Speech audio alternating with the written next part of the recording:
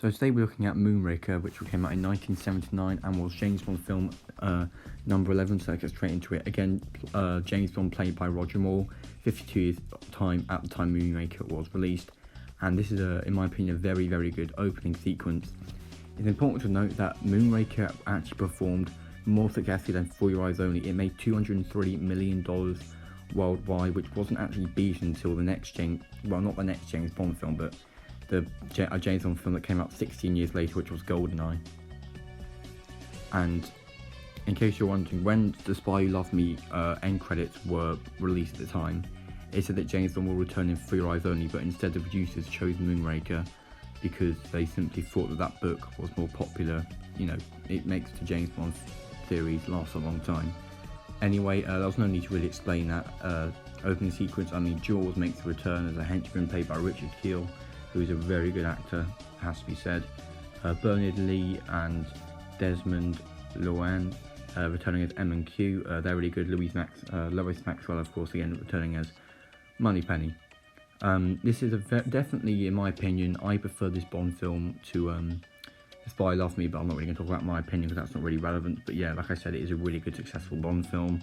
The main villain of the film is a man called Drax. I mean, that's no surname, just Drax, played by Michael Lonsdale. I think that's how you pronounce his surname. I don't think he's English, but I could be wrong. And he is a very, very rich man in the story, and well, I mean, typically in Bond films where there's a very rich and powerful man, it often means trouble, and this is no exception, since he gets his sort of like ninja guy who, I don't know if that's making a reference to For Your Eyes Only.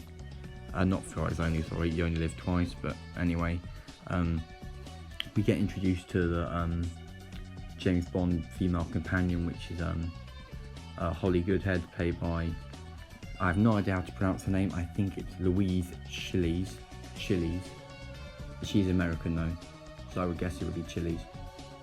Anyway, yeah, she's also a pretty good actor.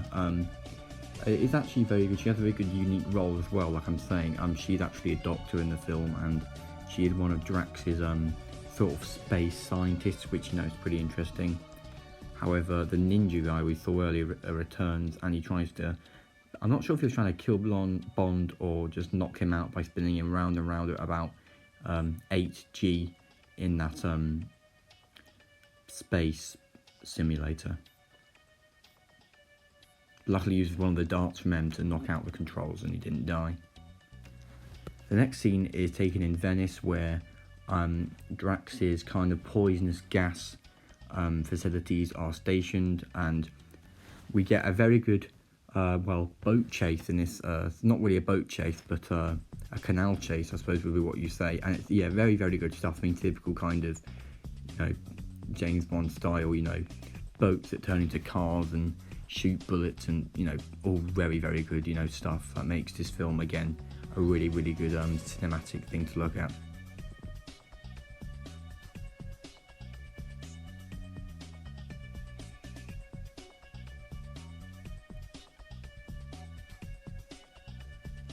So James Bond has now discovered Drax's poisonous gas station lab. However, when he goes back into the lab is no longer there, and it is literally just Drax's office. So the Minister of Defence and M, again played by Bernard Lee, of course, pretty confused and annoyed at Bond at why he's led them into this place that is no longer there. I mean, it is a bit of a cliche. I mean, that kind of, you know, you walk in and then the bad guy plays all innocent, so a bit cliche, but I think it is okay and it works quite well, and it isn't too bad. Could have one or two improvements though. But James Bond does manage to convince M that there was indeed poisonous gas in that room, that Drax was going to kill people. It's probably a good time to mention the plot of this film. The plot of this film is simple. Drax wants to go into space, go to his space station, use about 5 or 6 of those big poisonous gas canisters, wipe out the human race, and replace them with these, you know, humans that he thinks are better than others. So probably a very evil man. I mean, that's kind of like a space Hitler. So yeah, out of all the Bond films, in any Bond film, this guy technically is worse than Blofeld. But of course Blofeld isn't mentioned at the time because copyright issues with Spectre. Anyway, this is a very good scene in the film about the cable car sort of suppose you could call it, fiasco with Jaws. Very good stuff. I think they managed to get too many clips there because of copyright, but it was pretty good. This scene is very good. This is now jumping to Brazil and South America with very good sort of stuntmen and boats and bombs, which in reality there were bombs placed on the water that did blow up, but of course not to anyone in real life. So yeah, it's very, very good stuff. Jaws, of course, appearing again, trying to kill Bond, but like with any Bond film, all the bullets of the bad guys miss, so yeah.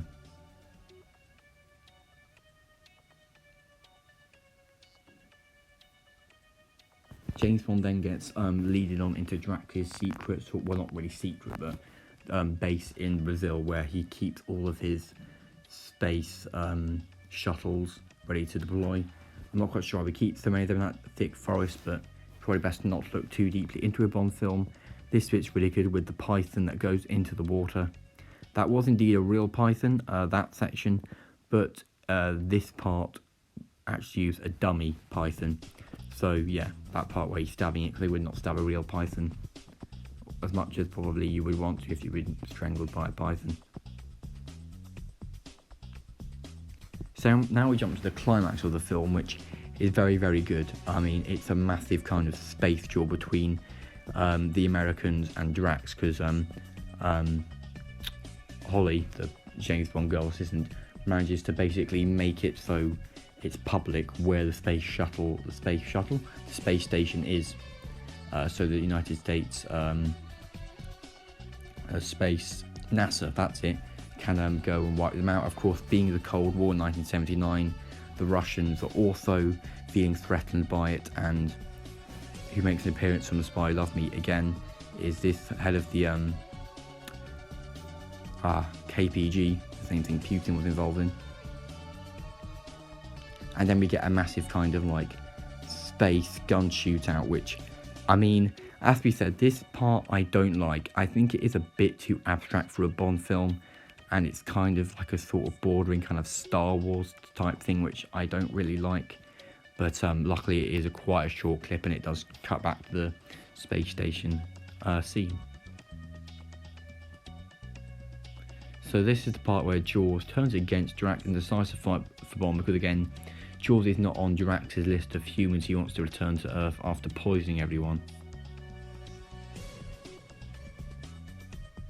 Drax, who still isn't wearing a spacesuit for whatever reason, gets killed by one of James Bond's cyanide dart red tips, so yeah, he's taken out quite quickly and thrown into outer space. And it is pretty clear, and it is made by the American soldiers, I actually call them soldiers, space soldiers, that the entire space station is going to blow up quickly and James Bond needs to escape. So that's pretty much the end of the film. It's a very good film. I really, really like it. I think it goes well, and it's probably one of Roger Moore's best Bond films. So yeah, I think it's really, really good. And then of course we hear Jaws talk at the end, which feels pretty illegal. I mean, it feels like if Oddjob spoke. So yeah, thank you for watching, and I'll see you in my next video. Goodbye.